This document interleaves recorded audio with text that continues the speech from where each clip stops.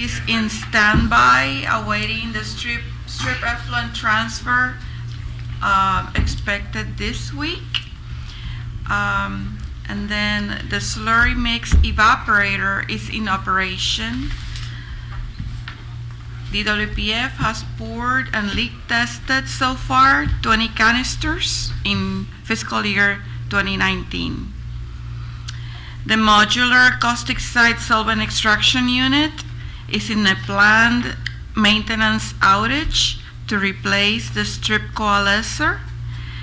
In FY19 to date, over 306,000 gallons of salt waste feed have been transferred from tank 49, which is the feed tank, to the actinide removal process, or ARP. Saltstone facility. The facility is performing maintenance work while awaiting an increase in tank 50 level that provides the feed to the facility. And Saltstone has processed nearly 619,000 gallons of decontaminated salt solution in fiscal year 19.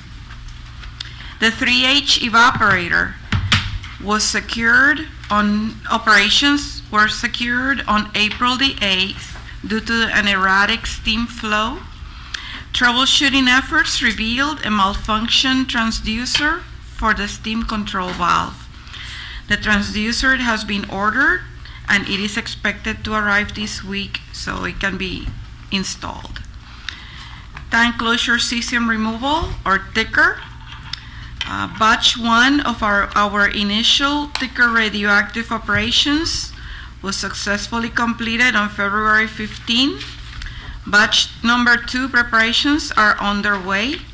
Approximately 50,000 gallons of water have been added to tank 10 and recirculation is in progress.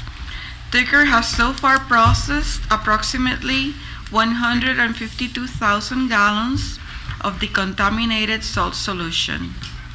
Ticker will supplement existing and planned facilities in the removal of radioactive cesium from the salt waste, keeping with the DOE priority of protecting people and the environment. Saltstone Disposal Unit 7. Construction is progressing safely and on schedule. 6 wall sections out of 25 for the structure's outer shell are in place, and 13 out of 14 floor sections have also been completed. The construction work is being completed by subcontractor DN Tanks, who also built SDU-6. Salt waste processing facility. Salt waste processing facility continues the startup and commissioning activities to identify potential issues for resolution before radioactive waste is introduced into the facility. Chemical introduction into the plant was authorized in November of 2018. The initial batch of nitric acid and sodium hydroxide was successfully loaded into the cold chemicals area. Additionally, the solvents required to complete initial testing were loaded into the solvent hold tank. The initial batch of simulants have also been staged in SWPF. We also completed construction of the next generation solvent, or NGS, cold chemical feed facility. Testing was completed and the NGS facility was turned over to operations on December 21, 2018.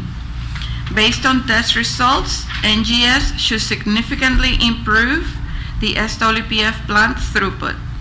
These enhancements could accelerate salt waste processing and result in meaningful savings over the plant's life cycle.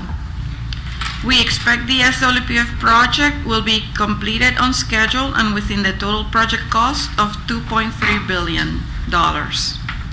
We are confident in the safe and effective commissioning, startup, and eventual operation of the SWPF to further build upon the department's strong track record of treating tank waste at Savannah River. That's all I have today. Thank you. Any questions? Let me start with SUD 7 at Saltstone. Storage tank number 7 at Saltstone. Oh, the salts and disposal Yeah, unit? yeah. I call it SUD, I don't know why. Will it be tested for water leaks before it goes into operation and receives radioactive material? Yes, we're planning to leak test it. Okay. We did the same for SU6. Yeah. And another one you mentioned about salt waste processing facility completed on time. We've been hearing it completed on time. Now, what is the schedule now for completion?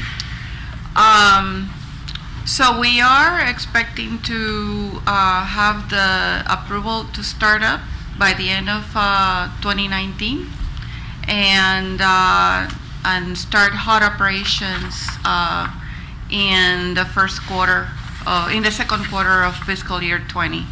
So the project baseline actually has the completion date of January of 2021. So we are well within the baseline of the project. Doug Howard? Doug Howard, Cab. Ticker, the batch number 1 you just finished processing, Yes, and that was on 15 February, correct? yes, Was it, you said total 152,000 gallons was processed, yes. and then you have your next batch, batch 2. When are you going to look at processing that? When is it going to? I think that Yeah, it's Jim Folk DOE. the next week or so. Yeah, it should be over. We've pretty much prepared the next batch. Okay, they're doing the final checks on it as far as to ensure that we're getting the right amount of salt dissolution. So hopefully within about the next week, we'll be able to put in our what we call the tea bag. I think Jeff Bentley described that for you once before. It's basically a sample of the CST to sit in there for about 10 days, make sure the batch and the CST are functioning as we expect. So that's about a 10-day evolution. It'll take a few days then for the lab to verify all of that, and then we'll be able to get operating. So probably around mid-May would be the time we'd actually start the next batch processing through. Will that 152,000 gallon be the norm for all of the future batches? Is that a It's number that you're looking at getting every time you do? It's in the ballpark, yes. Yeah, it depends depends on what we find in the layers of the waste, and as we go and dissolve salt, and we'll figure out how much, but it's around that amount. Thank you. Any other questions? I have, let me go back to Melter. It's on standby. What is the, I know you did try to mention it, but what's the root cause for it to be putting on standby? The melter is, of course, is on, is hot. We're just basically waiting for additional feed to continue with the pouring of canisters. Okay. Now, let me ask you about the poor 3H evaporator. I call it poor because it often goes into trouble. And I hope the pot is not leaking anymore. They're not. It's actually operating very well. Yeah, excuse me, Jim Folk again. Yeah, it's interesting because it seems like when we are sitting here and Sunny gives the daily update, we have some downtime. The 3H evaporator, since it came back up, and both evaporators combined since we restarted back in about the summer time frame, and Sonny, you can help me, but I think it's close to 1 million gallons of water have been evaporated off between those two evaporators. So Yes. their performance has been excellent. So, and you know, there have been several times we've actually gone down waiting on feed and the like. Now we got a little glitch with one of the parts we had to go order Took us down for 2 or 3 weeks, but yeah, overall evaporator operation over the last year has just been excellent. The second operator, excuse me, Narendra Malik, second operator you're talking about is 2F evaporator? No. 2H. The 2H evaporator. Two- 2H and 3H are 2 operating evaporators. Thank you. Any other questions? Well, thank you, Sunny. You're welcome. We have on the agenda 2019 committee plan. I think we are not ready about right now, so we'll be discussing it in our June meeting. And so are the 2 recommendations which we are open and want to have full committee to discuss them before we can close them. So I'll suggest that we discuss them in our June committee meeting. Any public comments? Has anybody signed up?